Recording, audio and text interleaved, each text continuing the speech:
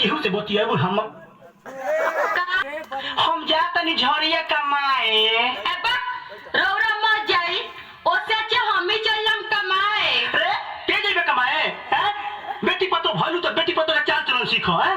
हई गर्मी देखाव त हमरा के मोच बाबे हमारा अब ओइठन बा तहारा हम रहे घर में तू जेबू बाहरा।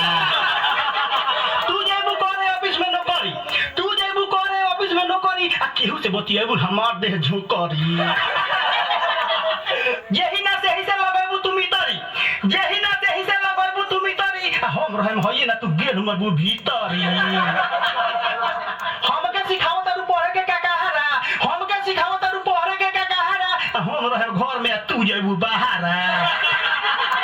आटा चाउर भेज करलू घर में धर घुसरी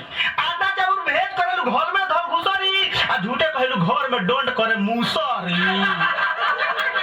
तू ही कह के विश्वास करी तोहर आ के जनता दूसरे से लगवावे लगबू मोहर।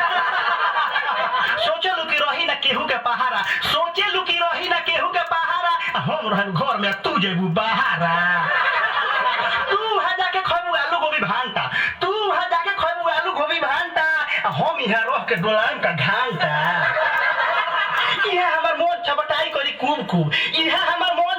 करी खूब आ तू हकेरा लिलबू हो गुब कही होई रात तहा कही हो बिन सहारा हम रहन घर में तू जेबू बाहरा।